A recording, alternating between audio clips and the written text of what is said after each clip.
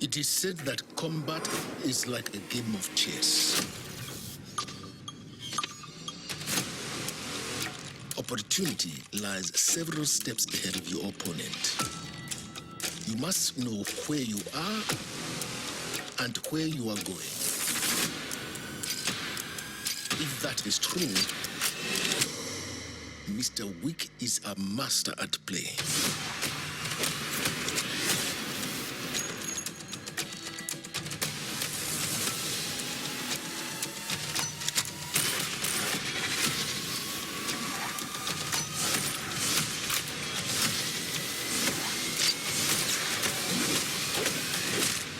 Tick-tock, Mr. Wick.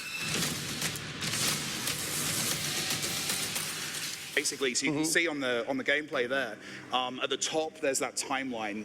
We're calling it like a timeline strategy game. That's the word the PR. Playing on that timeline at the top. I'll just wait for them to get to the next level on this. Okay.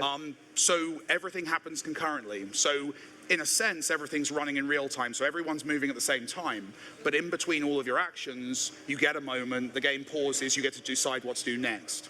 So it plays into exactly what you see in the movies, where it's not so much about John doing something, then the bad guy's doing something, and back and forth, which would be boring and slow and dull. Sure. It's instead about John having three guys in front of him, all of whom are going to shoot him at the same time, and figuring out, okay, I've got time to stun that guy, which buys me the time to shoot that guy, which does this, and you're kind of layering up those decisions all in that moment. And what feels like a heartbeat, you actually have the time because of the strategy element of it to figure that out. You can see there, like, him queuing up, he's got two guys, he's knocked one of them down, he's now finding his shot.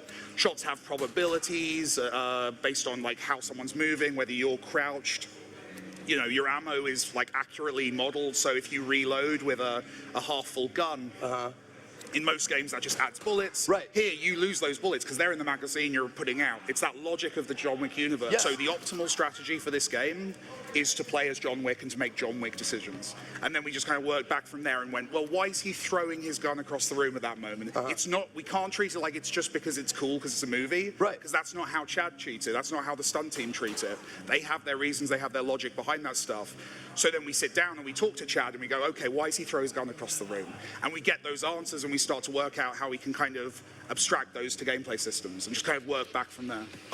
So as you're doing most of our attacks in this game, they actually have movement built into them. So you're choosing to strike someone, but you're also choosing where you want to end up afterwards. That might actually happen here. Looking at this, is he going to do a takedown? No, he's going to do a strike, which is the one melee attack in the game where you stand on the spot. Let's do something that's different. Let's do a takedown or a push. Okay, so a push does melee damage, but also moves you through the space. Oh, that's so cool. So you're using that to work out. So if you're by a corner and there's a guy coming around to shoot you and you want to melee that guy next to you, you're using the right melee attack to relocate you so you're getting behind a moment of cover at the same time as you're doing damage. So it's all about, it's like you say, it's figuring that stuff out. Yeah. And if you were playing a third-person shooter, you wouldn't have time to make any of those decisions because you're going to be circle strafing around, kind of hoping for the best, like all of us do. Yeah. We could put you in a suit, we could put neon lights behind you, but you're not going to be playing like John Wick. Right. This gives mere mortals like you and me a chance of actually creating something that feels like a John Wick experience.